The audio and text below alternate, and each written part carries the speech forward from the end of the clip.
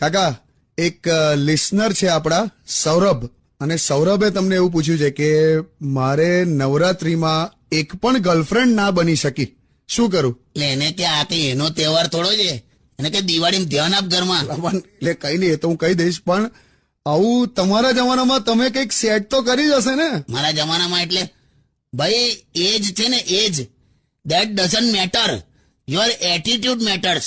એમ ખરેખર હું એમ હું તને કહી દઉં, જો 2 પ્રકારની છોકરીઓ પાછળ નહીં પડવાનું.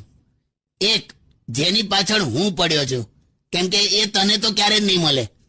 અને બીજી કે જેની પાછળ હું નથી પડ્યો, કેમ કે જે મને ના મળી એ તને હું મળશે. વાહ, લાયા હા લાયા, શું એટીટ્યુડ રાખ્યો છે. Thank you. અરે હું તંબુરો થેન્ક યુ.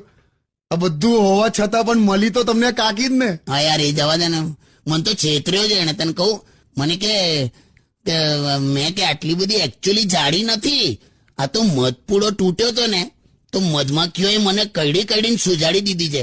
હવે એ વાતને 45 વર્ષ થયા, બોલ, હજુ સોજા નથી ઉતર્યા. જુઠ્ઠી. કાકા